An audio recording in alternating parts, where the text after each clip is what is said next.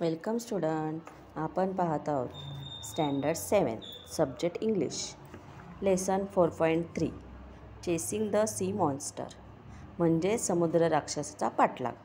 ही एक interesting story आहे, ती आपण आता पाहूया. Let us see. Our frigate wanted to go back but the animal came at us with a speed double our own. We guessed more standard than afraid. We stood mute and motioned, and the animal caught up with us, play with us. It made a full circle around the frigate and warped as in sheets of electricity that were like lunch dust.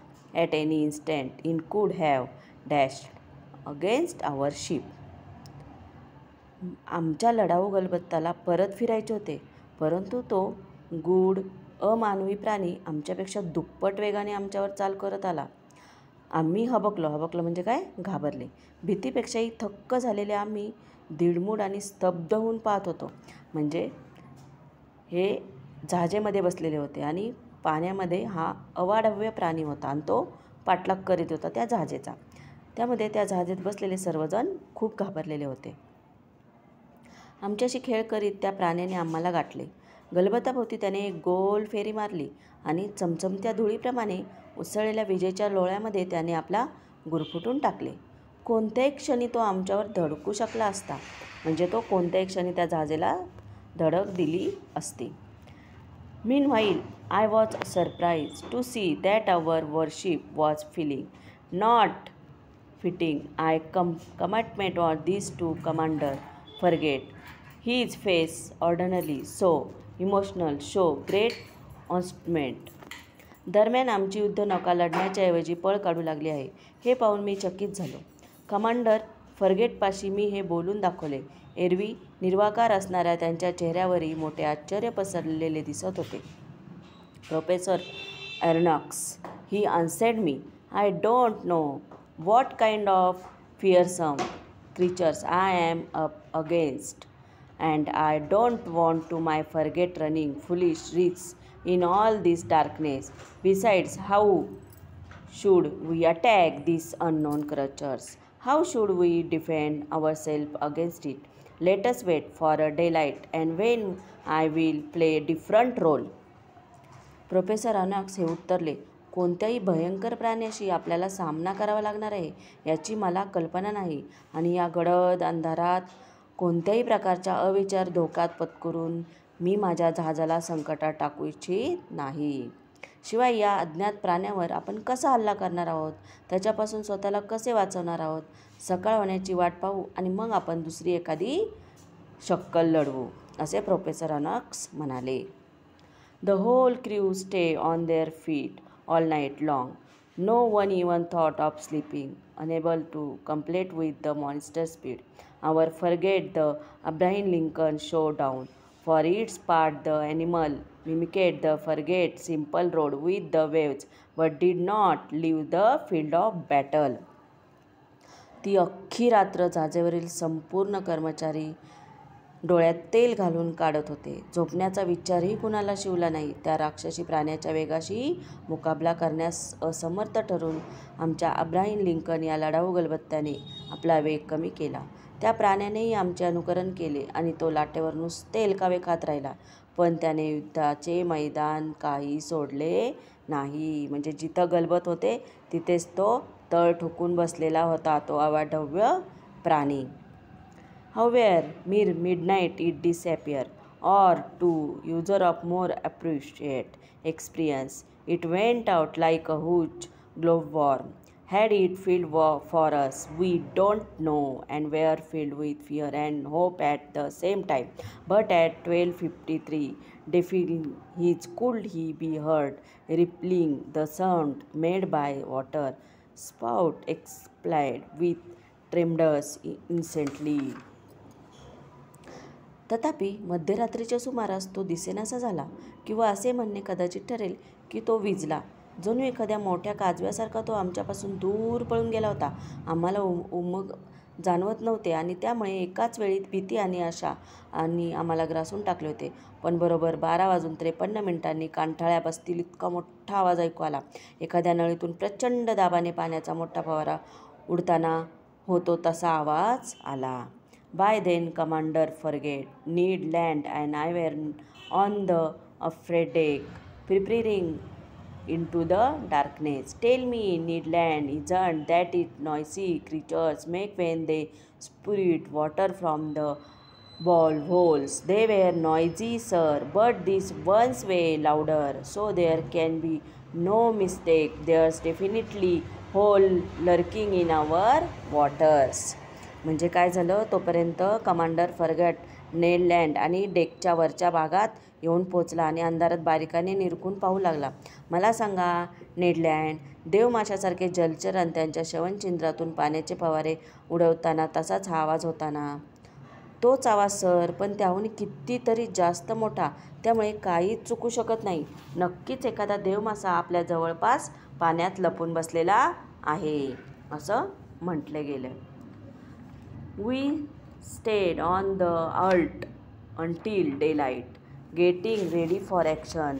Bailing gear was set up along the railing. Our chief officer Lord the Burness, which can launch harps as far as a mile and long the guns with exploding bullets that can wound and kill even the most powerful animal.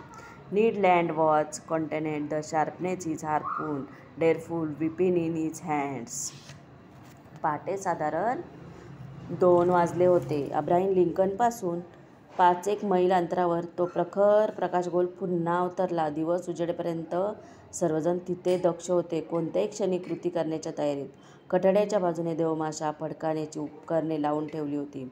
आमच्या प्रमुख अधिकाऱ्यांनी देवमाशाला मारण्याचे भाले, मैलभर लांब उडवू शकणाऱ्या बंदुका भरून तयार ठेवल्या आणि सर्वात शक्तिशाली प्राण्यालाही जखमी किंवा ठार करू शकणाऱ्या त्या लांब तोफांमध्ये स्फोटके भरून ठेवली.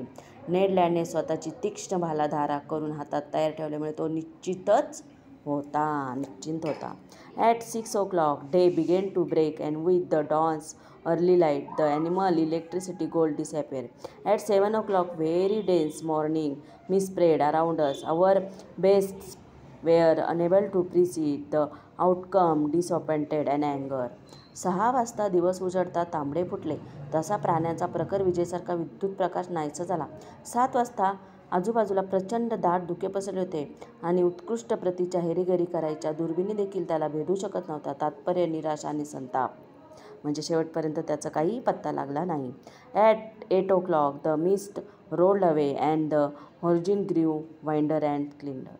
Suddenly Needland's voice could be heard. The rhythmic question-answer to pot. The harpoon shouted every lock towards the point indicated. There, a mile and a half from the frigate, a long blackish body emerged a meter above the waves, quivering violently. Its tail was creaking a constant current. 8 वाजता धुके विसरले आणि क्षितिज विसरले. आभाळ स्वच्छ झाले. अचानक नेडलँडचा आवाज ऐकू आला. तिथे तो आपल्या प्रत्यक्ष असलेली गोट दिसत आहे असे जहाजाच्या मागे पहा. तो भालदार ओरडला. सर्वांच्या नजरा त्या दिशेने वळल्या.